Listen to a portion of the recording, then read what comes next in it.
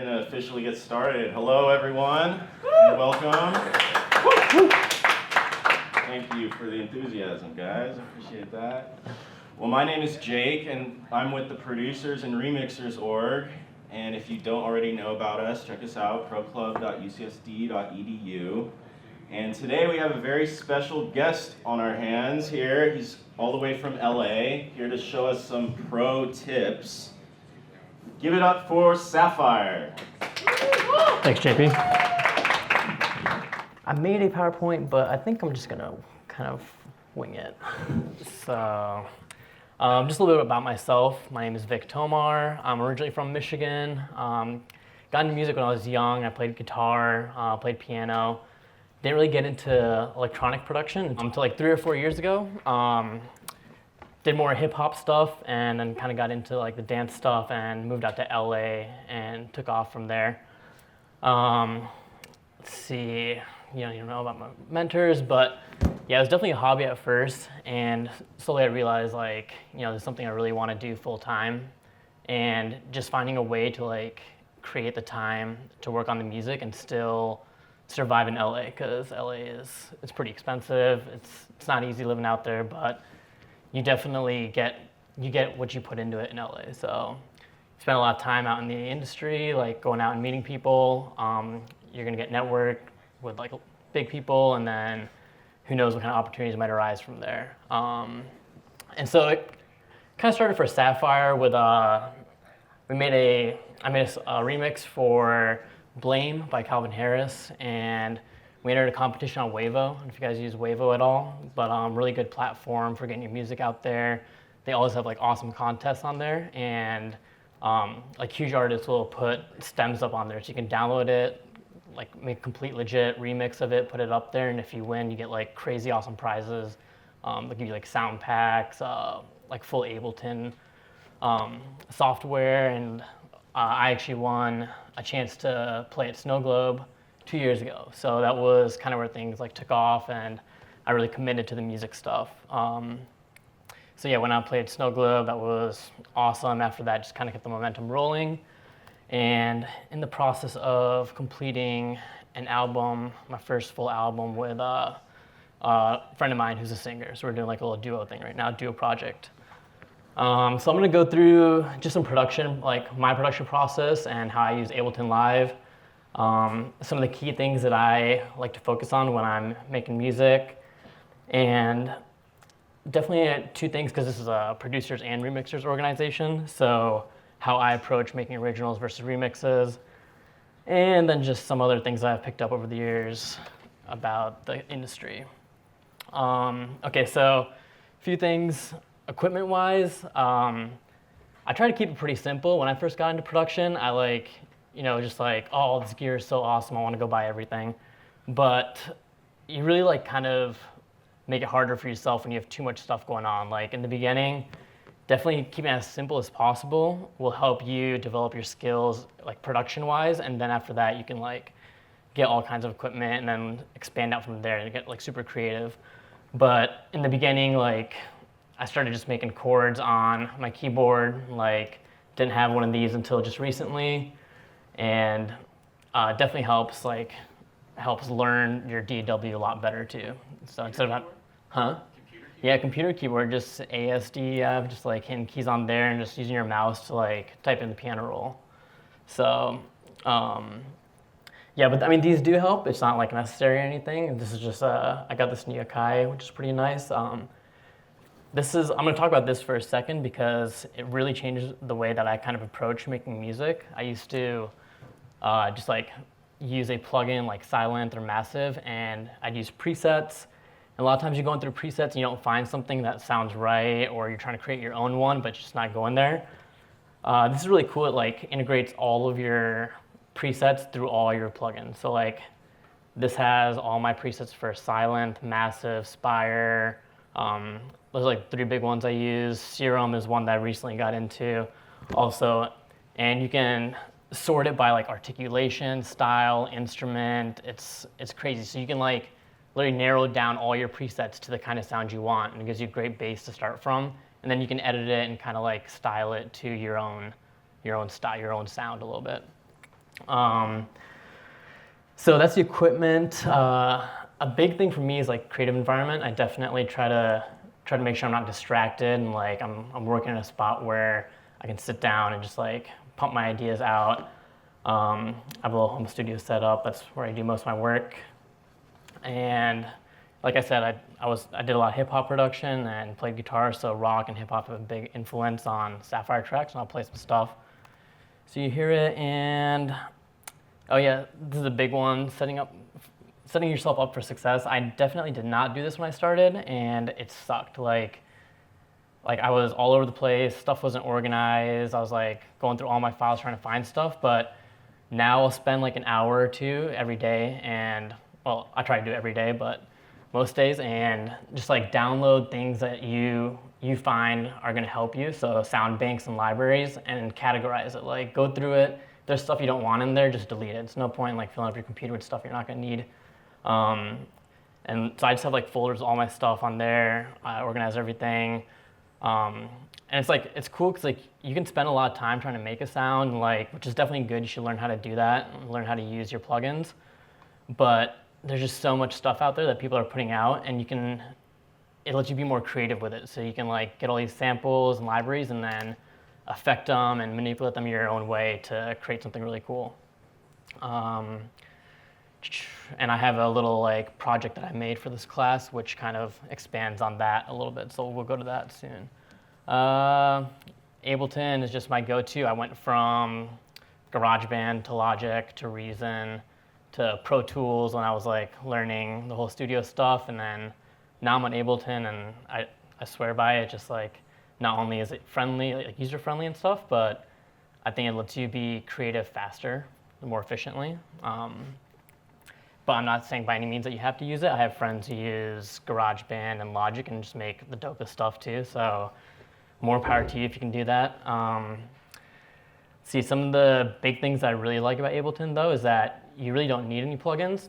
Ableton has all this awesome stuff that just comes with it that you can get started right out the box with and make some really cool stuff.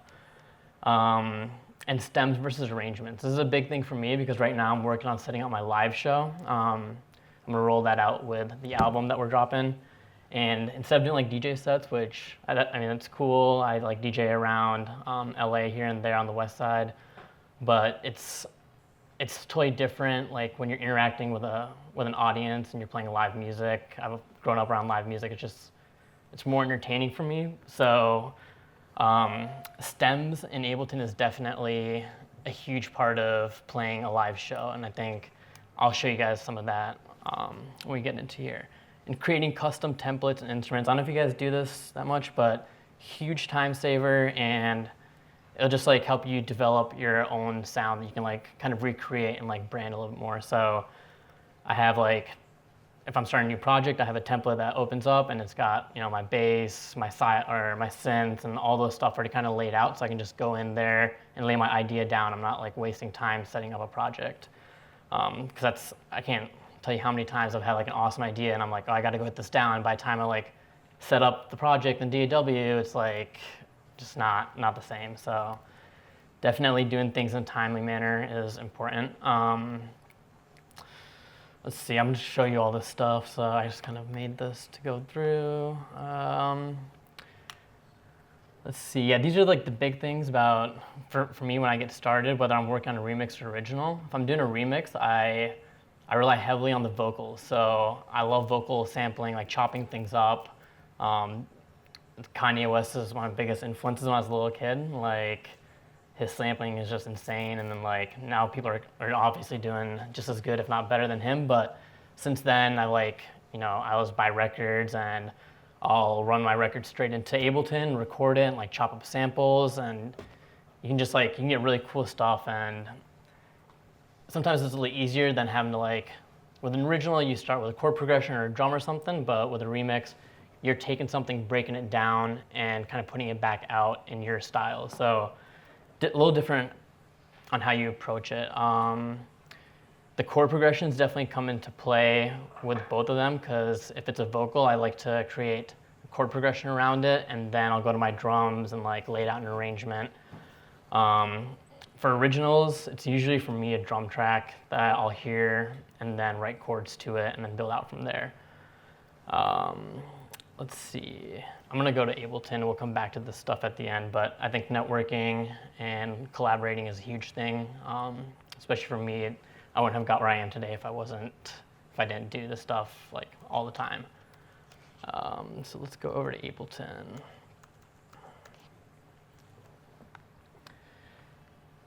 So this is a little project that I started for this class, just to show you guys how I usually have my stuff set up. So I just got Ableton 9, so these colors are kind of weird. I didn't have these colors like this, but it automatically changes the colors for some reason now. But I have like a drum group set up. These are synths, but I expanded the group. So a synth group, vocals, and then effects are like the 4 big things that I do, and then I'll add more stuff to it as I go out. So this one is actually one that I started with a vocal sample because I just love creating stuff with chopping up vocals. So I found this through Splice, which I don't know if you guys use Splice or know Splice. Amazing program, I'll show you a little bit about that. But I found a vocal sample through there and chopped it up and show you guys what it sounds like without any effects here. I just got a little reverb on it and compressor. Turn off the up stereo. Okay. So it just says fall in love and then we can be together. So I was like, oh, that kind of sounds cool. Definitely they were pitched differently, so I put them both in the same pitch and added some reverb, and then I resampled it here. So I just took this end tail and then put it into a simpler, which is an amazing built-in plugin on Ableton, especially the new one. I don't know if you guys have played around 9 much, but you can have a classic sample or where it just does like a one shot where you hit a key and it'll just play straight through. It's not playing right now.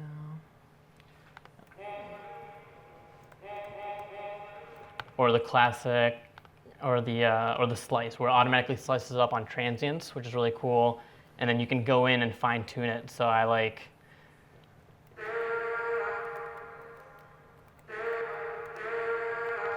kind of chopped it up so that they fall into the beat, and so it doesn't extend a little bit too far out.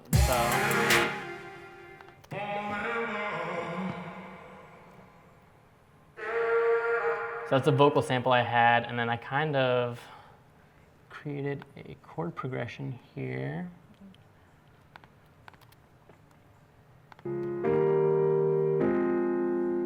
I'll show you what it sounds like with. Super simple, just a 4-chord progression here.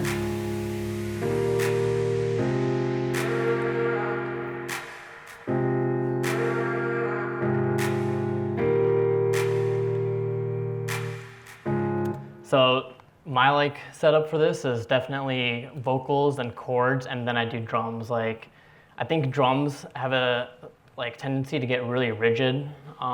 So I'm trying to save that more towards the end right now, so I can have more elements to base it off of. If you have really cool synth stabs and stuff, you can create space by not putting in kick and having it come in on the second part of the beat instead of on the first part.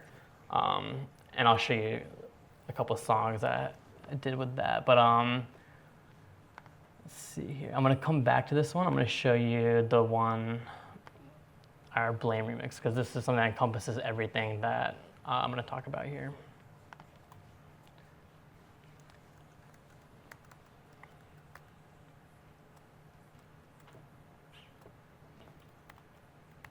So in the meantime, while it opens up, so Splice just rolled out with their sounds and their plugins and presets. So if you guys instead of going out and buying already pre-made packs and stuff where it has a lot of stuff that you don't need in there, I highly suggest, like I've saved so much money using Splice because I know exactly what I want, and I can just download that one thing out of all these packs. Whether it's a preset, whether it's a, like a sample library, whatever it is, they have everything on there. And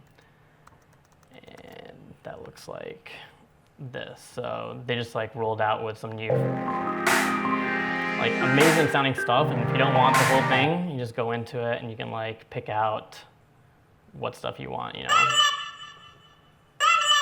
and then just download that one thing. So definitely makes it more user-friendly, and Splice is the greatest tool that I've used for collaborating with artists, because I have friends all over the country, and I wish I could like be in a studio with them every day, but you can't. So this like lets you pretty much work on any project, not just Ableton. It works across Fruity Loops, everything, GarageBand, Reason. So you can upload projects, and in real time, as you save them and change things, your collaborators can like see what you're doing and update it as well.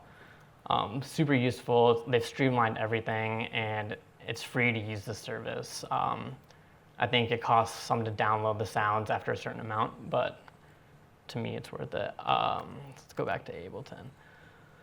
So this is the track that created for Snow Globe.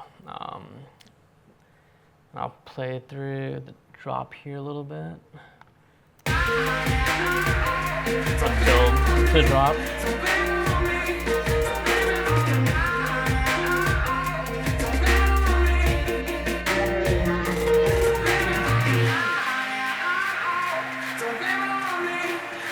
And this is definitely before I was, like creating templates and organizing my stuff better. So if you like can see, there's just a mess of tracks, and it's an older project. I'll probably go back and like make it neater, but I kind of left it to show you in comparison to like the newer stuff how much simpler it is.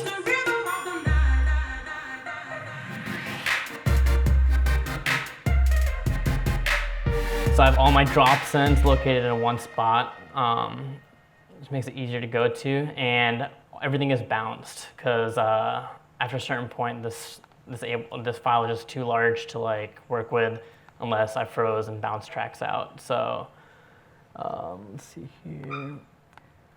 But vocal chopping in this one was a big thing. That's where you hear the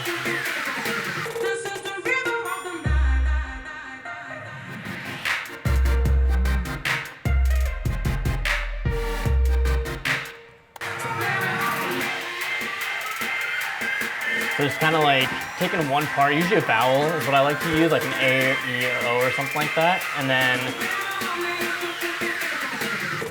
I lined it up there and just like put it into one thing, consolidated the file, and then you can just automate the pitch. And it's like a simple effect, but creates a lot of tension, like builds it up to a drop, that's like one thing that I've been working on a lot that I think is really big, is being able to like create energy and tension and transfer it from one part of the song to the next, and making sure it's like fluid. So where did we go here? And this is also like in the sense of a live show. This is something where like I brought in 3 or 4 of my buddies, and they all just came in and like threw down different parts on the track. So I have a buddy who threw down, violin part, which is like nothing crazy, but it adds to it. And then guitar, I absolutely like love throwing guitar and stuff, so just some little chops here.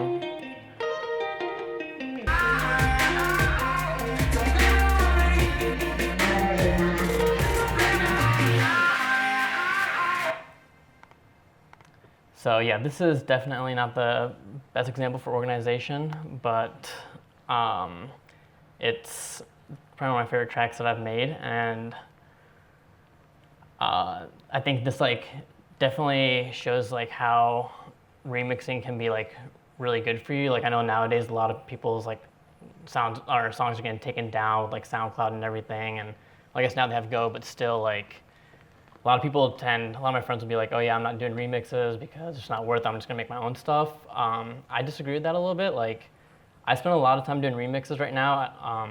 actually I just recently got into more originals, but up until now I was doing a lot of remixes, just because like people know tracks and it's easier to get out there and like have people share it and spread it on if they like know like, oh yeah, this is an artist I really like and like it's a remix of it, so they have a general idea that it might be good, you know. But originals, like especially for me when I was starting out, I didn't have a following, so getting originals out was really tough until Snow Globe happened, and then after that we got traction on the originals too.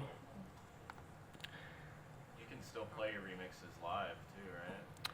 Yeah, you can. It really depends like where you're playing it. Like some people have in their contracts when you go do a show, like it has to be your own licensed music, and so you can get away with it. I don't think I'm like that big right now where somebody's gonna come after me, but you have to be more cautious like the higher up you go. Exactly. So like right now, I'm working on getting like songs placed through a few different labels. Just like placing songs is a little easier. You can go to record labels and be like, hey, can you like host some of my music on your catalog? And they're more keen to do that, and it's easier to work into a deal going that route. And they'll place your music. They'll put it out and like shop it out to trailers for all kinds of stuff, festivals, TV shows, movies, and it like gets you better feedback too, because then you know, like if it's going out to these big things, you know that you're on the right track, and then you can go back and be like, hey, look, my stuff is taking off right now. Would you be interested in a deal? And they're more keen on doing it. So I'm doing that right now, and a lot of the stuff that they're asking for is like non-remix stuff. It's all like originals, just because, you know, all the licensing and everything, it's more hassle. So now it's getting to the point where I'm focusing more on originals because of that reason. But up until now, remixes helped me learn a lot and helped me like, you know, those remixes that helped get the Snow Globe one. This Take On Me one was huge for, it came out, I dropped this one at Snow Globe actually. And after that it was like probably one of our bigger songs, like for, I guess it's like, it's a little different because you'll hear, if you go through the music that I have right now, they're all a little different, and I'm still like creating a sound. But what I've like learned from other people is that you shouldn't force yourself into a sound until you're ready for it. So I've tried out like, this is obviously a little more of a like chill, like almost Kygo-ish, you know, like tropical track, but I wouldn't say that this was my favorite one to produce. It was fun. I know I can like do it, and I learned a lot from it. But you should try things out. You shouldn't be like, you know, I just want to make bangers, and that's all I'm gonna make. Like, you probably won't make the best bangers then until you like get out there and show people what you can do, you know. So like I'll just play a second one.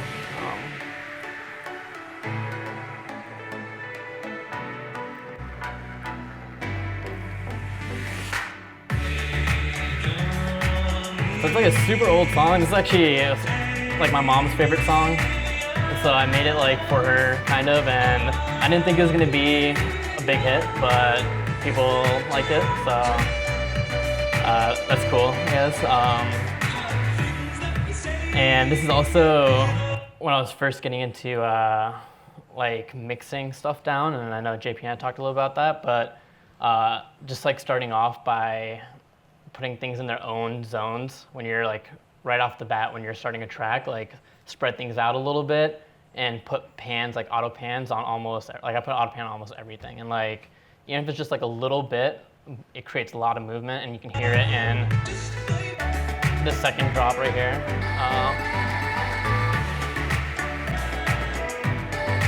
That like vocal like moves back and forth, and when you're listening to it on your home speakers, it might not be like a big thing, but when you play it like at a club, like hopefully you guys get a chance to play stuff at a club, then you're really gonna hear how that stuff like moves all around. Like it makes a big difference. I never realized it until that point.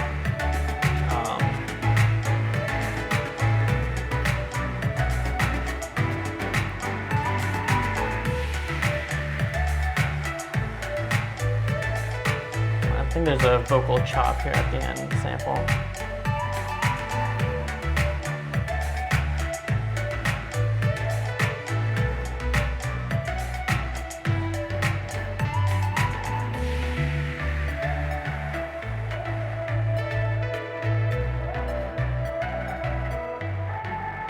It's a little like drowned out right there. I'm not sure why it's doing that, but. So I just like kind of bouncing back and forth.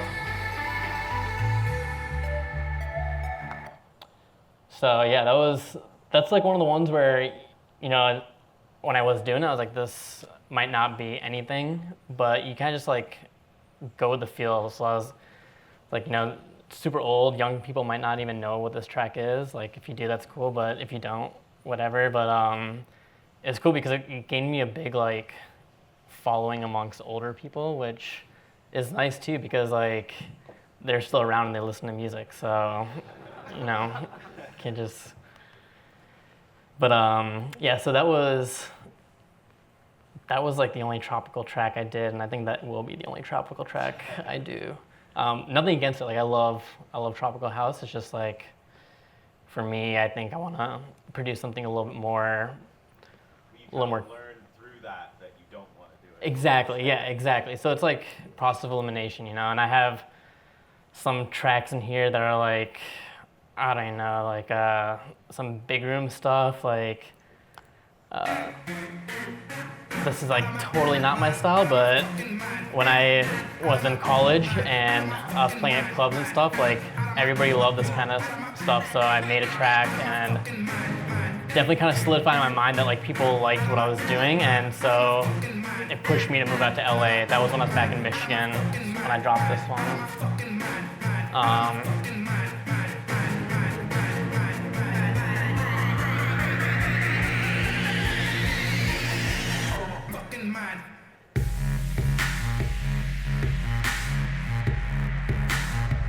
So it's super like bass heavy, and it should have a little bit more on the highs. I don't know if that's probably on the soundboard.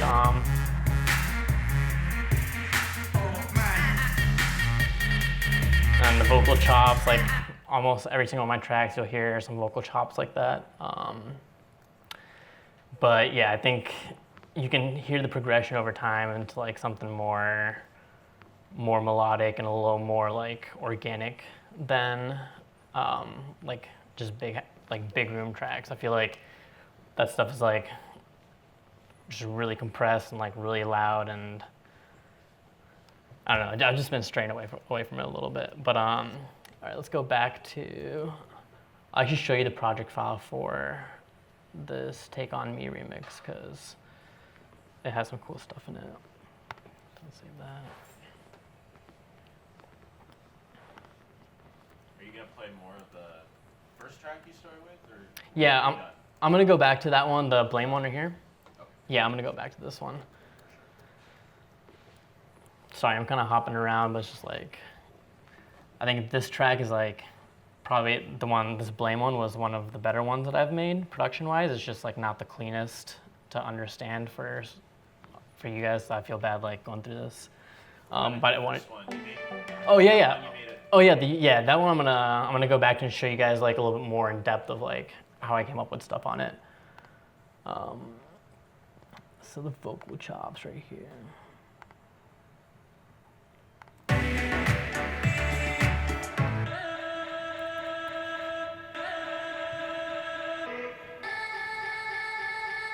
And so that's like, it's actually just a short part of the loop that I took because there was like he had a lot of like changes in what he was singing there. And I just want to grab a little part of it, but I wanted to extend it so it like played for a long time so you can hear it like going,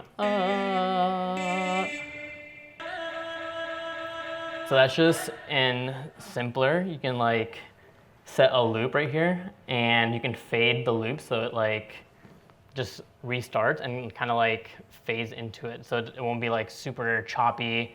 And it saves you a lot of time rather than having to go in there and like, I prefer to use simpler. Some people like using just audio and chopping up audio, which that works too. But for me, I like putting it into simpler because you can like affect it, I think, faster and easier. And yeah, this Ableton 9 likes to go to beats. I prefer Complex Pro when I do my sampling. It just keeps like the original tone of the sample a little more real. So that's the vocal sampling that I was talking about.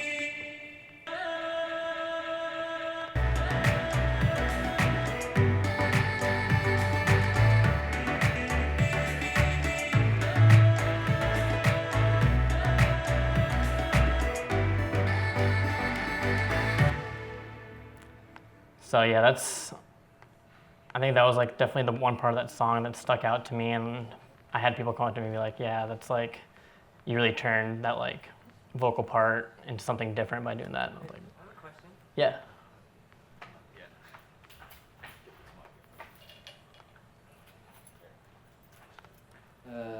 So I'm one of those people who chops up the audio clips, because I always had that problem where when you go up to the higher notes, the sample goes like way faster. Right. You know what I mean?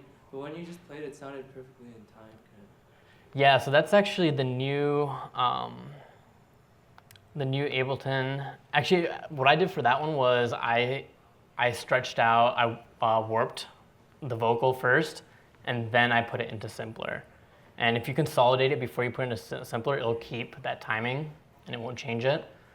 But that was when I had the old Ableton. This new Ableton actually will preserve like the timing. It won't speed it up. So you can play higher notes and it's gonna keep the same like timing on it. It won't speed it up, which is. Also, thank you. And do you have a preference between Simpler and Sampler? I always get confused between the two. Yeah, you know what? That's like, I kind of played between the two for a while. So I'll show you. Just like, I think Simpler is easier, especially on the new one, because it has everything just like integrated in one part. And instead of Sampler, you have to have multiple samples in it. So if you're like, it's better if you're doing, I guess like chords, or if you want to like create more complex patterns. But for me, when I'm doing my vocals, I don't like to get too crazy with it. And Simpler allows you to just pick one part and focus on it. And I think I've like gotten better results out of Simpler with vocals. So I've just stuck to that one. For sure. Yeah. But I know people who do rely on Sampler a lot. I just haven't found any real reasons for me to use it yet. So this is back to the track that I created for this class. So I was talking about how like the drums, I created this after I created all the other elements, because I kind of like wanted to make it sound not so rigid. Like I feel like a lot of my drums have been like almost the same pattern, and like you really nowadays like music that's coming out has like the weirdest, craziest like drum patterns I'm hearing. I'm like damn, how did they come up with that? But it's just, you know, just trial and error. So like putting things in spots and seeing if it works and if it doesn't. So I'll show you the drum beat, just the drums for this part. I'll show you the drop part.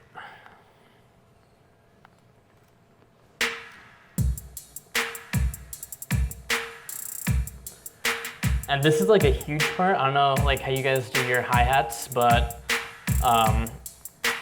when I like figured out that you can set a arpeggiator on any hi-hat and just like turn it into, like if you want to play them at like quarter note, eighth notes, even on like thirds or whatever, you can swing them. Like it saves so much time and allows you to like create more unique patterns with the hi-hats. So I have here, these are fourths, those are on thirds, and then it just gets faster and faster. And so I just like laid this, it looks like one MIDI note, but it's actually just playing.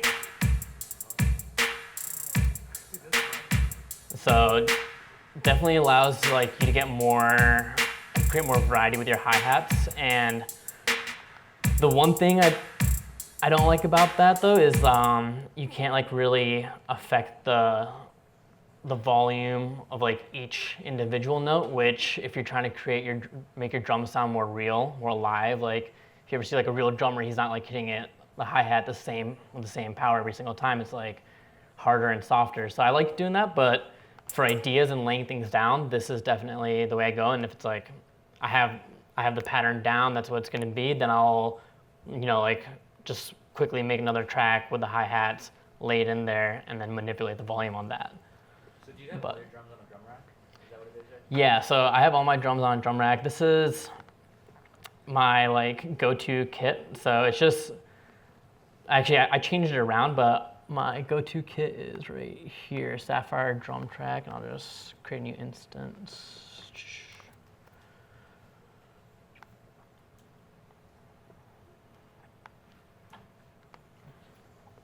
Hey, real quick, if you have a question or you want to interject, just come on up to the mic and go ahead and ask so we can get it on the recording and we can hear you.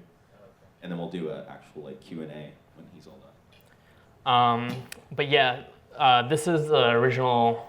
This is like just over the course of years, I've like found some samples that, even though they might not be the best one for the song, for me, they sync up and they sound good. So I'll put this in, come up with the pattern, and then after that, I'll go and find like the perfect sounding kick, the perfect sounding snare, the perfect sounding clap, and affect it from there. So this has like my kick,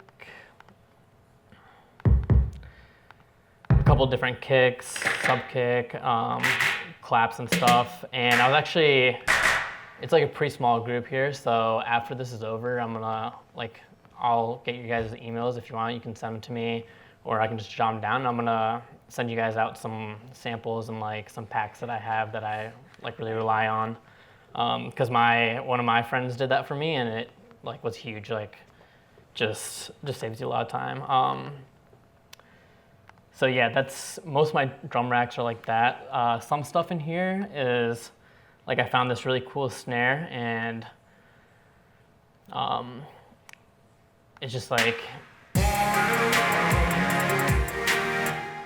that's something that I didn't want to put in a drum rack because it's not something that I'd use in different songs. It's more specific just to this one, so I just brought it in and just kept it as an audio file in here. Let's see, and sometimes I affect my like hi-hats and kicks a lot, and they'll run your CPU a little higher. These audio files don't like bog down your computer, so I know I'm gonna keep those snares like that. So I just throw them in there. I created like a little, you can do like a delay on your snares and like have that kind of rolling snare, but here I just copied, pasted it, and just turned the volume down and created like a cool little delayed snare.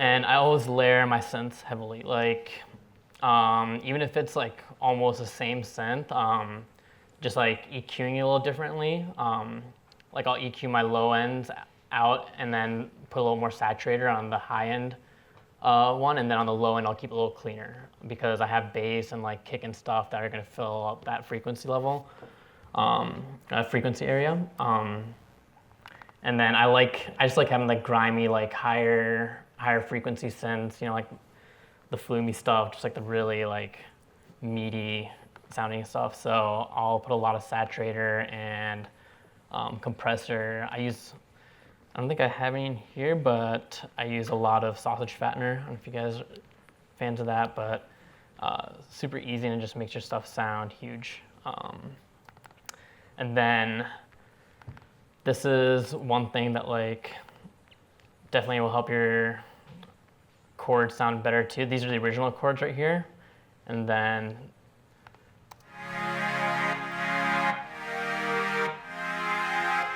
it's got a compressor on the whole track that's running from, this is just a sidechain. These are just sidechain tracks right here. So there's one that goes with the actual kicks and there's one that's just on a half note. So these are to the kick. So every time the kick hits, you can hear it cleanly and then it comes back into the synth. So this is the original one.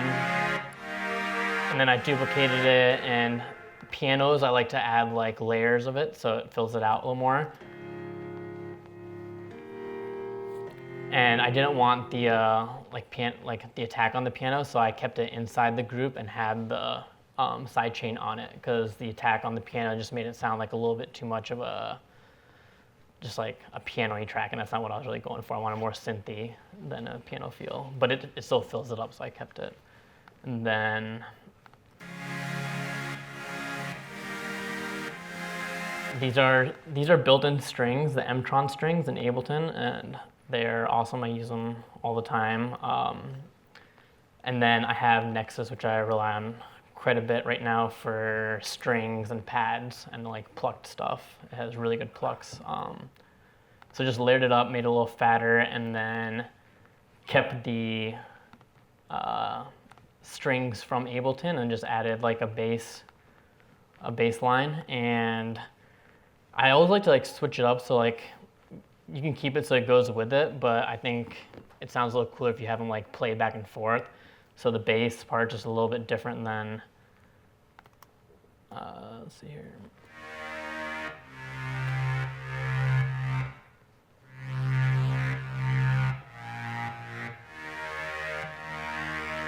So it's kind of doing the opposite of what the synths are doing up here.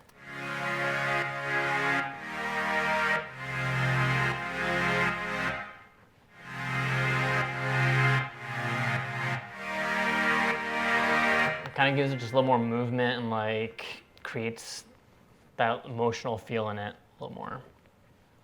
Question. Yeah. So you're always sure to pull out just one voice for that bass line? Yeah, for the most part, like, especially because this track is like in the beginning stages, if I feel like it needs to be heavier on the bass side, then I might add like a saw, like just a simple saw bass, like massive or something. And I generally like, sorry. Oh, do you extract that line from the chord progression, or do you write a new one? So what I did was I actually just copied and pasted the chord progression, and like that way I know it's in tune, I'll hear it, and then I'll just keep on listening back and I'll try to keep it in the same key. But if you just move it around a little bit, and if like your chord progression's going up with the bass, maybe try to go like down a little bit, like create some opposition, and it'll make it feel, definitely gives a certain feeling if you do that. It makes it a little heavier, a little more emotional. So I could have kept it the same way as the synth, and that'll be lighter and more like a happy track. I wanted this to be a little more like deeper and moving. It's like fall in love, let's be together, you know. So It's a lot of trial and error still. Yeah, absolutely, yeah. I think that is something that probably will never go away. Trial and error is like, I think, a key part of being a producer. Because the stuff people are coming out with now it's not like somebody told them how to do that. They just mess around on there and like, holy shit, I just came up with this awesome sound. Like, and next thing you know, it's like the biggest hit, like, or Milo and Otis. Like, I don't know how the hell they came up with their drops, but like, it just sounds like some otherworldly sound, but it's amazing. Thank you. Yeah, absolutely. And then I'm a big fan of throwing like simple leads on top of it at first, and then you get crazy with it over time. But this is just centered around the root note, which is F. So.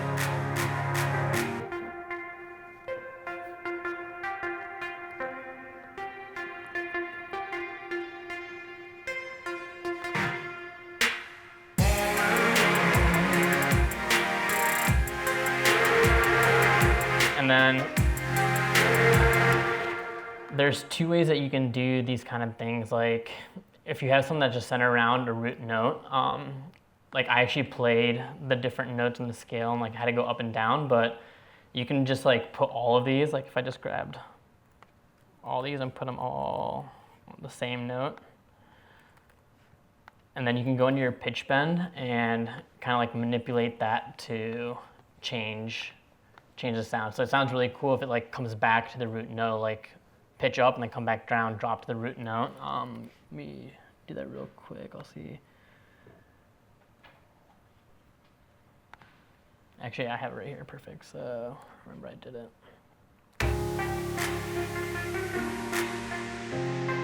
So it gives like a little more like slide, and it's like,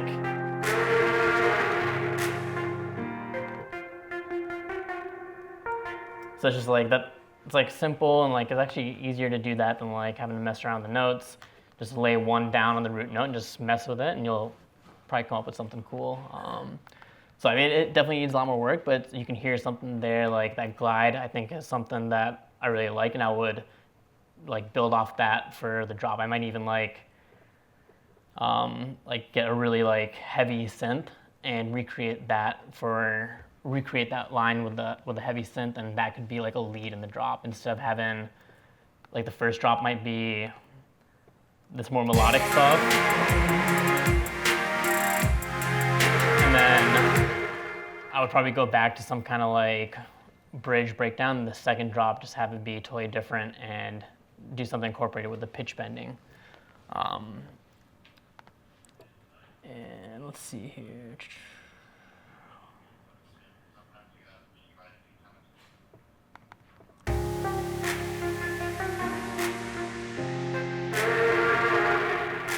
And it like sounds more, this version sounds like a lot more rigid. Like you can tell it's like,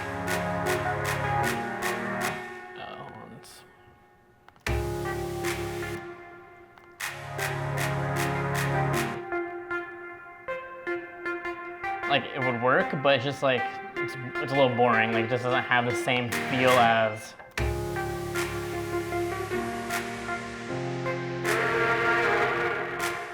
and I don't know if like you guys have messed with that much, but you can change, like if you saw the lines where I had my pitch bends, they only go up to like right here because I have them going up. The range is set to 3 right now on my pitch bend, so I don't want to go up that far. I just wanted to go up like 2, so I just put in the halfway up. But if you want to, like, see this note right here, I put in instead of actually bending to, because that's like a really big bend and sounds weird, and that way these are cleaner. Like I think these are more important than that big one that's just like a little accent.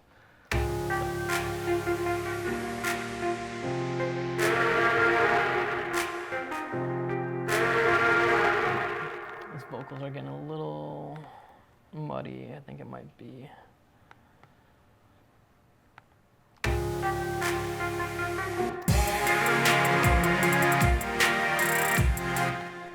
And I'll actually like, I'm gonna upload this track to Splice, and once I get your like emails and stuff, if you're on Splice, I'll send it to you guys so you can like go through it and dissect it however you want, and you're free to like mess with it. This is just something I made so you guys can like kind of get a feel of how I approach tracks. I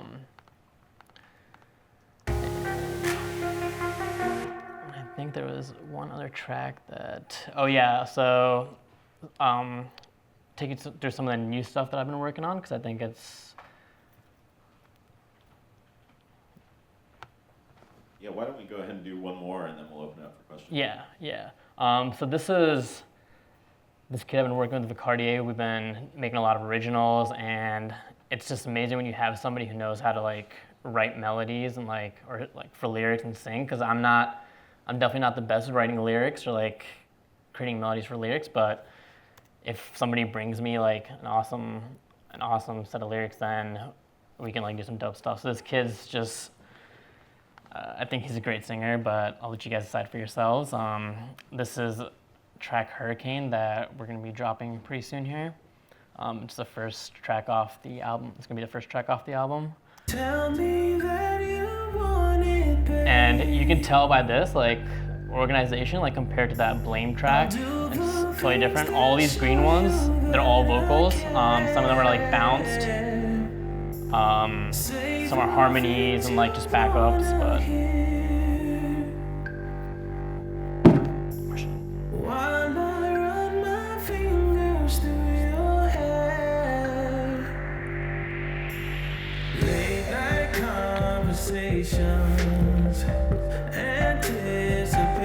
And this is like a pretty complex drum track. I'll let it play through the drop and I'll show you guys a little bit about it.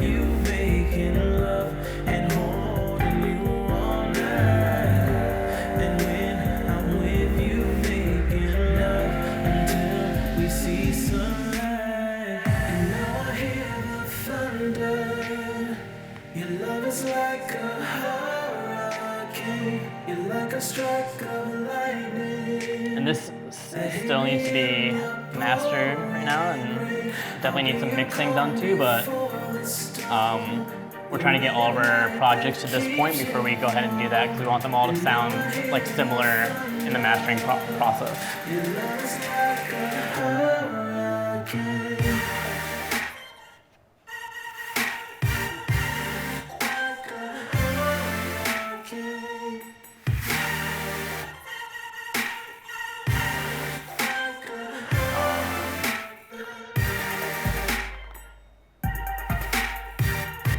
So those chops right there are.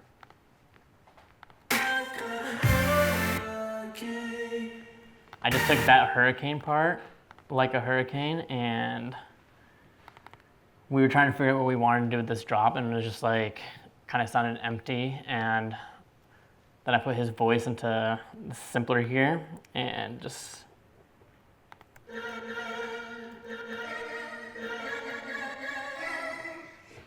And it keeps the time, which is nice.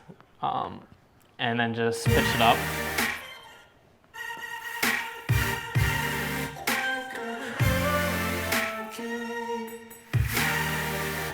It creates like just a really nice element to go on the top of all the synths, and something that still ties it back into the verse and the vocals, which I like. There's a lot of like tracks that I hear where it's like really awesome vocals and stuff, and then you get to the drop and it just drops into like nothing but just like big synths and everything, which is, I mean, it sounds good, but I think if they keep some kind of element of the lyrics, then it makes the track feel more complete. But that's just me. I like to keep vocals in it.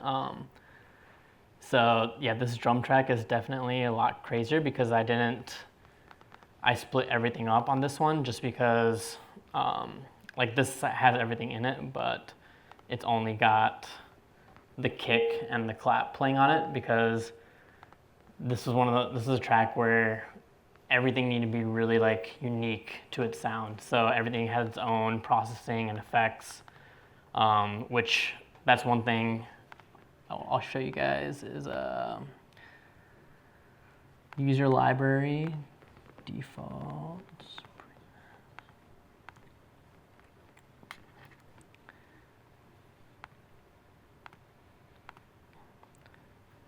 So it's got like audio effect racks. I have my already like pre-made drum chain, which is like, if I drop it on here, it's got EQ, so I take out the low ends, mix gel, which is just a really dope saturator it's really good for like kicks, but if I have like a lot of hi-hats and stuff, then I might not use the mix gel as much. Saturator, this cyanide fold, it like just will really bring whatever it's on out into the mix. So like, it's been crucial in a lot of my like drum tracks because you definitely want that kick to hit hard, and that does it for you. It's just like this drop-down menu down here, and you just boost the drive a little bit. Saves me a lot of time, and then a little reverb. But creating these are super easy. I'll show you guys how to like make one because like it's really tiresome, troublesome to like have to go through 50 tracks and then put like 8 different effects on each one. But if you have like, oh, I know this is a synth, I know I use these effects on, or these audio effects on synths, and you already have it made and ready to go. So like, normally if I was making a synth, I'd have an EQ on it. I would throw a saturator, and I mean, it doesn't really matter. Multi-band dynamics is huge. It like brings out sounds within like synths that might go hidden, and you can just fatten up one synth. You might not even need to layer it with multi-band dynamics. So I keep that in there and we'll mess with it. And saturator, but say I had like eight of these, 8 different effects. You just highlight them all, shift click, and then Command G, and boom, it puts it into an audio effect rack.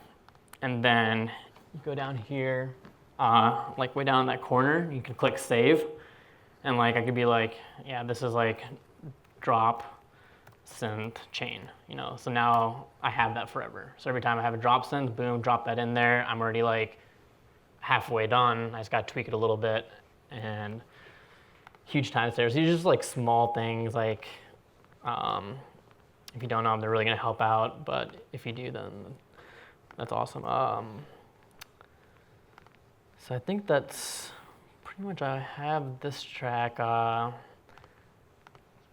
can, yeah, go for it. You go over your mixdown process? Mixdown process? Yeah. What's your approach on mixing your tracks?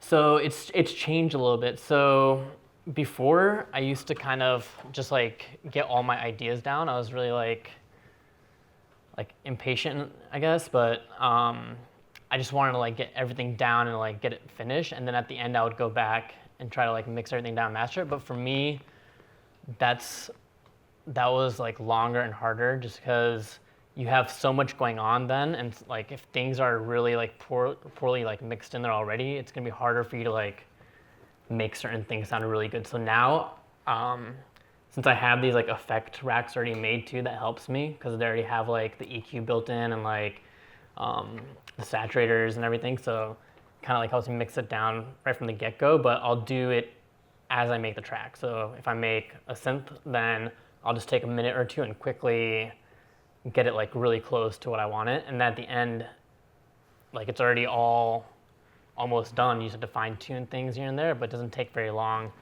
So like for workflow, I think that's a little easier for me. But I used to actually like send my tracks out to get mastered before. Just, my friends are like really good at it, and that's like a huge thing, is like using your network. Like if you don't know how to like mix down, like I didn't know, I'm learning now, and it's definitely a good thing to learn and know. But if you don't, then just like hit up your homies and like have them help you out. And, like, you know, you scratch my back, I scratch yours, like type of thing. Like I scratch your back, you scratch mine, whatever it is. But that's been huge, because like I have some friends who are much more like ahead in the game right now, and like simple things helping them out, they've been able to introduce me to some contacts, which is like priceless, like people who would be key in the future of SAFIRE, hopefully. So yeah. Yeah. Also, real quick, could you go over your effects chain on your vocals? On my vocals, Yeah. yeah. Because I've always had a difficult time mixing in vocals to my tracks. It always sounds like the vocal itself is not blended well with the actual track. So I'd like to see some of the effects. Do you like do you use acapellas, or like are you trying to like, are you talking about like remixes or something where you have Talking about like actual like recordings? Acapellas. Yeah, all right, so let me go to, actually this is the perfect track for that, because there's like, and now I hear the thunder, your love is like a hurricane. So and this kid just loves to do it. It's like, it's crazy when you find somebody who can just like get in the booth and like lay track after track, and each one is like really good. But normally I would never do this many takes unless it's somebody like that. But and now I hear the thunder, your love is like a hurricane. Kid can hit ranges, which is nice. But everything first off for my audio racks is like a gate, because like I don't have access to professional studios all the time, and like most of the time if I wish I had a picture of it, but I mean my girlfriend Hannah can vouch for it. But next to my bed I took like some styrofoam, like huge pieces of styrofoam, and then just glued sound foam on it and made like a little booth out of it, and this whole song was recorded in there. And that like helps take out a lot of the noise, but this gate is huge. What does it do? So you set like your threshold. Let me see which I'm on. And now I hear thunder. So you hear like, when he's not singing, you hear like the fuzziness and like a little bit of ambient noise. So what the gate does is it won't let the signal come in until it hits a certain level. So that's where the threshold is, down here. So you only hear it when his voice is loud enough to go through that gate. And so it takes out all that noise that you don't need, and it'll like make it a lot cleaner. You can also do that manually. You can like, I could like go into, I'm just gonna consolidate this real quick. So like say I didn't have that gate, or the gate wasn't like clean enough, because the gate, it's really rigid. Like when you set the threshold, that's what it's at for that track, for that. And if like, you know, he gets louder or like something happens and it's not clean enough, then what the best thing to do is just go into the track right here, and you can just do a volume automation on like, I mean, you have to like get in there, but the quality, the outcome is gonna be, you're gonna be really happy with it. So, I mean, I have fades on all this stuff just to help the gate out anyways. Sometimes you'll hear like a clip when you're recording. But, so, let's see, gate, and then he doesn't really need a lot of autotune, but I throw autotune on all my stuff just a little bit. It just makes it sound more clean. Compressor is big for me. I use a lot of compression. Actually, it depends on what kind of song you're going for, but with this artist, a lot of it's like just the raw like grunginess of his voice. So to bring that out, I use compressor. No special settings, just I keep the attack down. You don't want it to like be fluctuating on a voice, on vocals. That's gonna throw it off.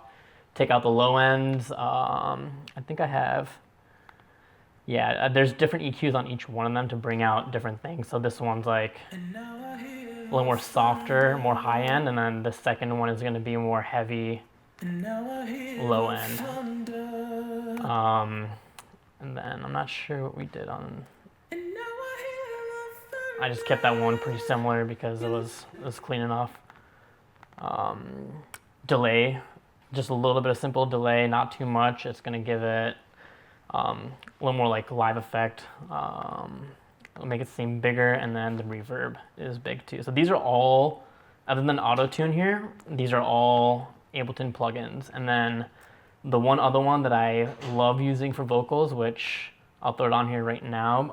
I don't need it though for this because I have enough reverb on everything. But if you have up stereo, which looks like this is just like for mixing vocals. It's awesome. And like you can set how wide mono you want your tracks, and the result is really nice. So let me solo that. Now that's obviously like really wide. I probably wouldn't have vocals this wide. That's where like my drum elements and like synth and stuff would sit, is out here a little bit more. Vocals I'd probably have more towards the middle, but just for see,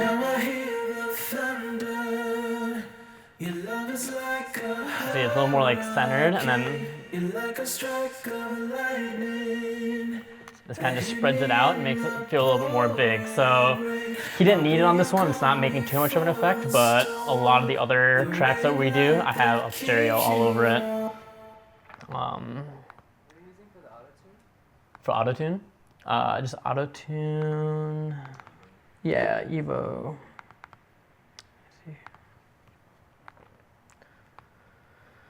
So it's just. And now I hear the thunder. Your love is like a hurricane. I don't know if it's. I'm not sure. He might get mad at me for playing without auto-tune, but. No, he's good. I'm kidding. Yeah, so it really doesn't make too much of a difference on this, but I put on everything just as habit. Because I used to make tracks before where they wouldn't want me to put it on. They'd be like, oh no, I'm like a really good singer, trust me, and like, just don't put any auto-tune on it. I'm like, all right, dude. And then they come back and they're like, dude, you made my vocals sound like shit. I'm like, no, I didn't. But yeah, just to be safe, you know. So I think that's like the main, and I'll give you guys like these racks too, because I have these racks saved, and if you have Ableton, then you'll be able to use all of it, minus like the auto-tune, because that's a plugin that I bought, one of the few that I bought.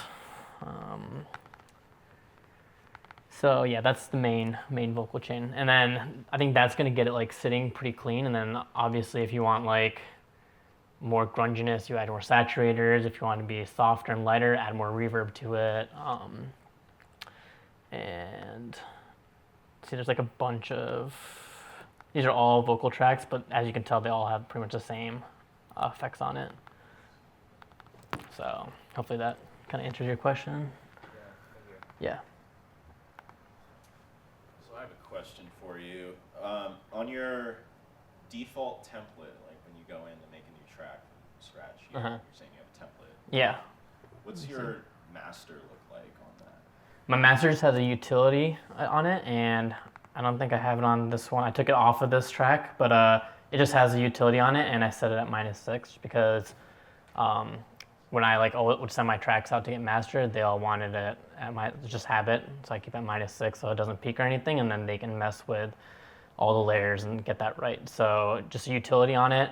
I tend not to like mess with the master too much. Sometimes if I'm doing like a fade out on a song or something, then I'll put like here, I'll put an auto filter on the master. So you can tell at the end here, like.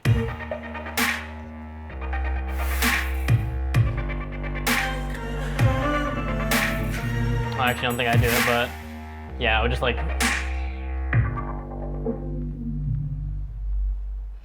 So yeah, it's like real nice for if you're trying to like fade things in over the whole track, especially when you have a bunch of tracks like lined up instead of going through and doing them separately. But yeah, just my main thing is just utility on it, which is, for those of you who don't know what it looks like, is this, and I just set the gain at -6, and I go from there. So do you have that on your master? On the master, yeah. I put that on the master. So that way, just like you're not peaking right off the bat, and then once you have everything laid out and you have all the elements of the track, then you can go back and like take that out. If it's not peaking, then that's awesome. That means you mixed down the track like great right from the beginning. But if it's peaking, then you gotta like mess with stuff, and you know, like the engineer you're saying to somebody knows like how to get in the right levels. But just a rule of thumb that I've learned from people, and I just don't tend to mess with the master too much, so I'll keep it simple. But So I guess a follow-up question to that would be, do you tend to push things up into this kind of master, or do you try to keep your levels moderately low and just balance? Moderately low and like balance, and then at the end I push everything up. So if everything is just like really loud from the beginning, I feel like you're just like constantly trying to make things like compete with the last instrument. If you have things in at a moderate level, then you can play with it a lot easier, and you'll find that like oh shoot, I never would even have the drums like at that level because they sound so good, so loud. But lo and behold, like you turn them down and it sounds like amazing, and it makes the rest of the track stick out a lot more. You might have like really amazing synth or like melodies or harmonies in there that might get lost because things are just too loud, and you might miss it. Like it could be crucial. Like if your things aren't properly mixed down from the beginning, then you could possibly lose like really good elements of your track while you're making it, just because you're not hearing it properly. So, but that's still something like I said, I'm still developing my mixing techniques yet. I haven't like finalized it. I'm still like, it's an everyday process, learning, and just like I've been trying to go and like hang out with my homies who are in studios and just like sit and watch them, be like, dude, I'll like, you know, whatever, like get you some pizza or something, just let me like watch what you're doing, and like it's really helps you be able to do it on your own. It saves you money too, but yeah, but that's pretty much it. Yep. I also have one more question, unless somebody wants to go. I got one more for you. All right. So I guess I'll just go. I'm pretty sure I know the answer to this, what you're going to say, but I'd like to see what you have to say on sidechain compression and what you end up kind of finalizing with. Do you sidechain kind of everything to the kick, or is it more just like letting the mix kind of do its thing? I don't do everything to the kick. I do know people who like will put a sidechain on just everything so the kick really sticks out, but I think like some things are meant to be there even on top of the kick. So like the plucks and everything that I have in here, I don't put any sidechain on the plucks because it's such a short like sound that if you have a sidechain on it, you're just losing it. It doesn't even matter, right? So I think it depends on what instrument you're going for. Like definitely like extend like synths that are held out and stuff, and like bass lines and everything. That's definitely important. That's the stuff I will focus a lot on sidechaining and make sure it's like down to a T, because like that bass, for it to like come in at the right spot and not be too muddy, like because the bass and the kick are the two things in the low frequency that fight with each other. So the bass for me is the biggest thing, is sidechain that and getting that set in with the kick, and then after that, like the synths are probably the next most important thing for sidechaining for me, and then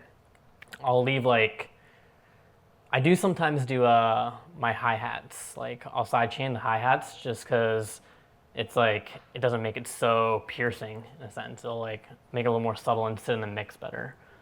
So that's one thing I know some people are like, oh really, like when do you sidechain your hi-hats? But it's like one of those trial and error things, and I used it on that Take On Me track and the and that Blame track, and it sounds good. I think it makes it sound more live almost. Cool, thanks. Yeah. So you mentioned the use of a utility on the master chain. Why not a limiter? What's the difference? I'm not exactly sure. I don't want to give you the wrong. I think the limiter will like it messes like it compresses it somehow or like messes with the sound. I just know from when I used to send my tracks out to people to master that they said utility, and I don't think I ever asked them specifically limiter, but there must be a reason that they use utility, why they like it on there. But I'm pretty sure limiter does some kind of like compression or sound manipulation on it, and you don't want that on a master track, otherwise it's going to throw off everything that you just did. And, So yeah, and also so I'm trying to get like my tracks to be -6 on the peak to send to mastering and stuff. yeah. But my approach is to lower the compression output, the volume For like each track. for each of the tracks. Right. What are your thoughts on that? Is that like a legit way to do it? Or? Yeah, I mean that's the way that I used to do it actually. It's just, I mean, it's a little more time consuming, but I think it's cleaner. It's just for when I'm sending these tracks out to people to master, they don't really care what the compression is on like each track. They're just like, dude, no, just send me your stems and keep it at -6 and I'll take it from there. But as I'm getting into it now, I think like to get a truer sound out of each one of your instruments, it's worth it to take the time and go in and like mess with the settings on each compression. It's just more of like, that's when you're fine tuning it. I think to get a sense of the overall track, it's simple to just put a utility on the master. Like I do a lot of car tests before I like go and like do a final mix down or whatever. And for that, like the first time I do it, I'll just go in the car with a utility at -6 and like my like basic settings on everything, see how it sounds, and from there I can like pinpoint and be like, okay, these instruments definitely need the compression messed with or whatever, like volume, automation, whatever it might be. But yeah, I think that's like the car test is a big part of the mix down process, and that's where I'll decide whether it's an overall track master thing or whether it's individual track stuff. So, but definitely like a good thing to do. So if you have a habit of doing that, I think that's awesome. You should not forget that. And anything else? Any other questions? So, any more questions? I think Got a that's. couple questions, I You want to guess. ask a few more? Yeah. You guys, why don't you go ahead and make a line, and we'll wrap Sure. it up with this. Yeah, and I'm gonna stick around too for a little bit. So like if Okay. you're more than welcome to. For sure. Well, if you want your question on the video. Yeah. Oh, and then also I'll let's see.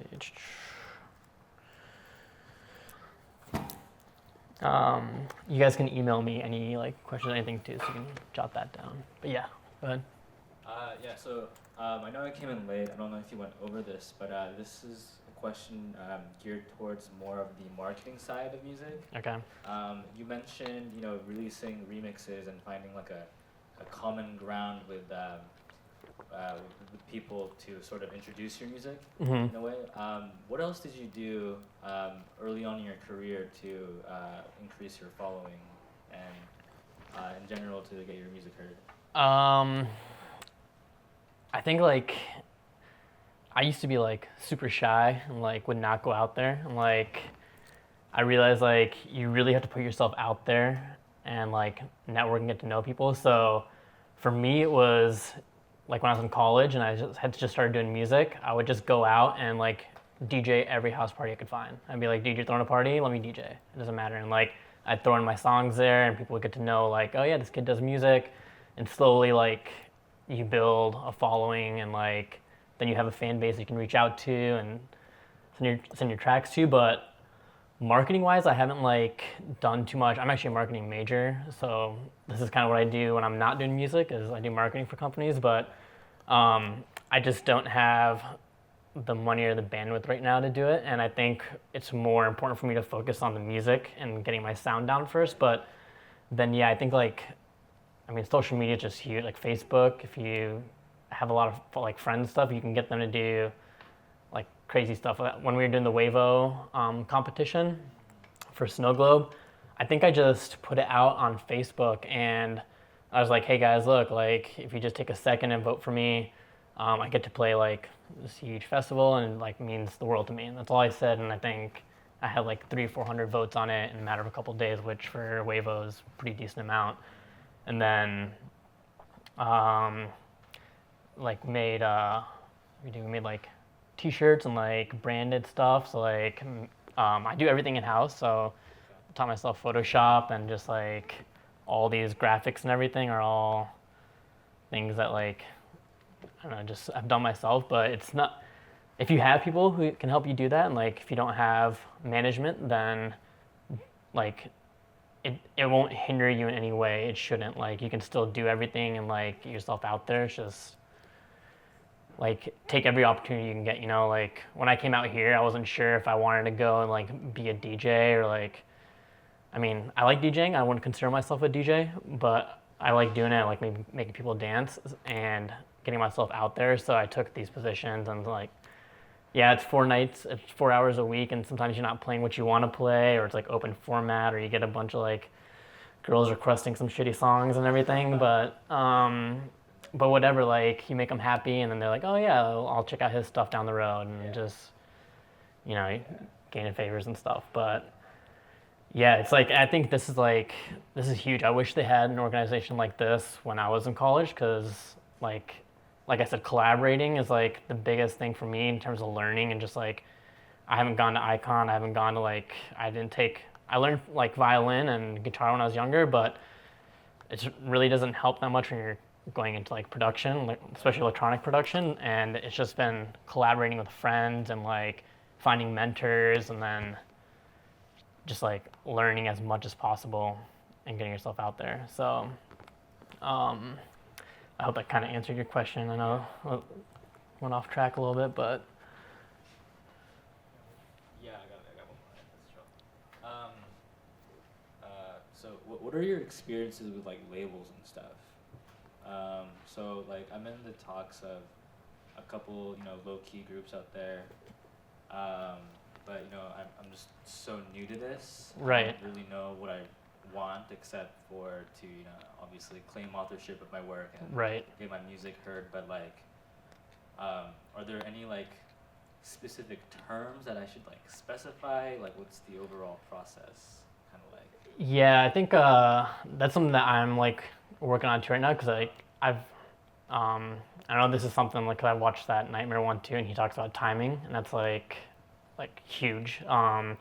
So I had opportunities before this to like talk to labels and stuff, but I knew my music wasn't where I wanted it to be, and so I held off. And like, I had people being like, dude, like you're giving up on a big opportunity, but like timing, and I know I just said like take every opportunity you can get, but timing is also important. So they kind of like, you got to balance them against each other. So What do you mean by timing?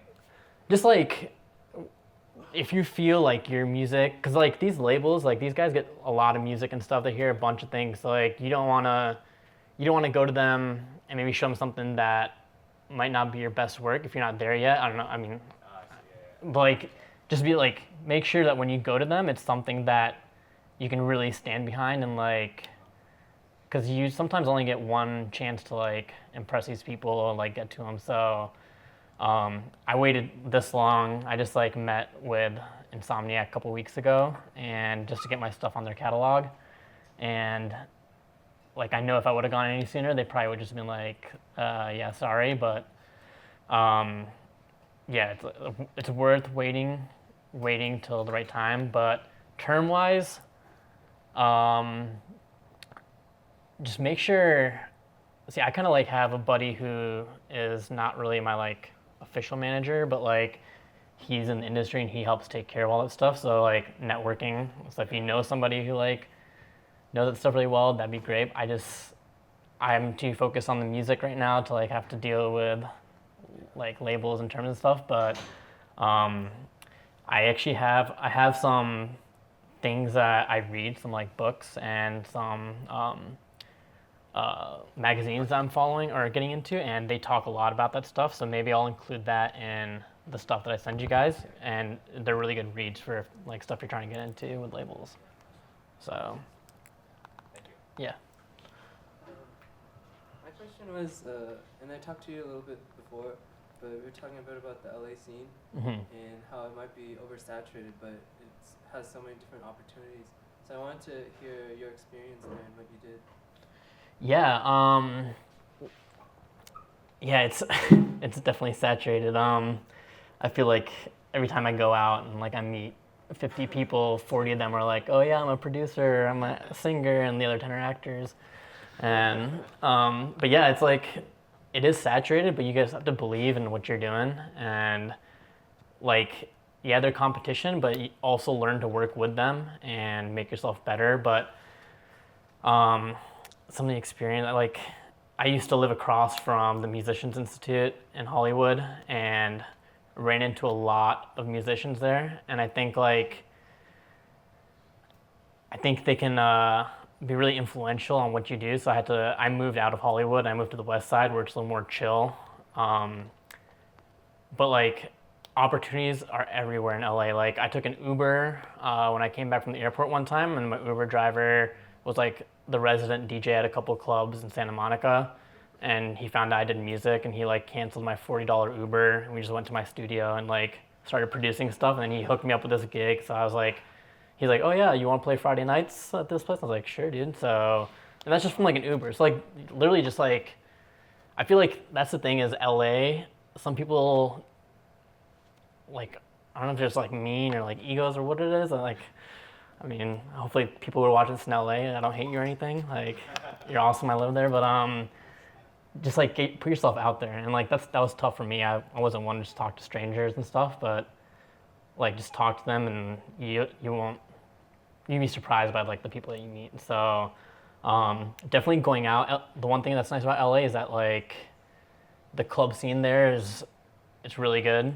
and not just like the big clubs, but I think the more important ones are like the smaller underground ones, and that's where you like will get noticed more, and a lot of like industry people go there to find the next big thing. So and you can like run into all kinds of people there. So I think like just being able to have all that the environment to put yourself out in and meet people in LA, that's helped. But by no means do you have to go to LA to make music or like be successful. Like it's a plus, but I know I have friends in like Florida. I have a buddy in like the middle of fucking like Wisconsin who's making music, and he's making dope shit. And I'm like, I don't know what your inspiration is there or what, but just keep doing what you're doing. But yeah, for me, it was just like, it was a personal decision. Michigan just wasn't cutting out for me. And I feel like in LA, I made more progress in a year than I made over 4 years in Michigan, just because access to resources, like meeting people, mentors, homies, like who can introduce you to labels and other musicians and stuff. So, but like, back to like you guys, like this thing is awesome. This pro club, I would take full advantage of that, and like you could probably like make some dope tracks if you got all of you guys together to do something. But yeah, I think if you want to make the trip to LA, and if you want to do the move, I would say go for it. It's not easy, but it's worth it. For sure, yeah. There's actually quick plug. We are doing beat ciphers now every quarter. We're putting together a series of tracks. Everyone gets to make a minute of music, and then we put that all together into that's sweet. a nice little mix. So yeah, I gotta thank Jake over here for putting that together. So all right. if you're interested in participating, keep that in mind. I have one more question before we wrap up here. Mm-hmm. So as of right now, our club is growing, and we're getting a lot of people making original music that's actually fully licensable, whatever that word is. And yeah, it's good. It's great. We got a lot of talent out of this club, and not a lot of places to output this. So I'm wondering if you have any resources. Maybe I've heard of this thing called Taxi, where you can sort of have access to this catalog of people looking for music. But I'm wondering what you have to say on that. You mean like to get it out to like for placement and stuff, or just like? Yeah. So like, what's your process? You mentioned at the beginning that you are getting your tracks potentially on TV or commercials, or right. People are seeing it there at least. Yeah. So that is going through just labels that have catalogs and I know have access to, or that like a lot of big companies will go to. So like, Insomniac's actually a fairly new one, but there's a couple of smaller ones that like. I'm trying to remember. There is a company kind of like not Taxi. There's a different one that is on the up, like coming up, that is all about like small people who are just making awesome stuff and putting it out there. And you don't have to go through all the hassle of like signing on to the label and like all that stuff. I can't remember the name right now, and it's bothering me. But if I think of it, I'll definitely let you know. But yeah, I think it's just reaching out. So like if they have awesome stuff, like reach out to the local labels or even LA. Like I would start somewhere where they feel like they would get noticed. So maybe not go to like, like Sony or something like that, but like maybe start off somewhere where they get noticed and definitely get placed. And that's like, it's so key to get your music out there. So. So you're saying it takes a label to kind of shop your music around, as far as if you don't have your own time to like. Right. Exactly. Yeah. So for me, I don't have. But if you do have your own time, then I mean, I'm sure there are ways. I don't have the time to do that, so I'm not sure. Like I. Lots of emails. Yeah. Lots of emails. Like just like going on LinkedIn or whatever. Like finding who works where and like messaging them and just like be sincere and like don't sell yourself short. Like if your stuff sounds good, like be like, yo, my shit sounds like really good, and I think like you guys would benefit, and I would love to like get in a meeting with you, whatever. And confidence is key. Confidence is really key. Yeah, I wasn't confident at one point, and it's like it does hurt you. So definitely be confident in the stuff you're doing, and that grows over time too. So don't beat yourself up if like you don't get your stuff placed somewhere or something. Like just keep at it, and eventually it's gonna happen.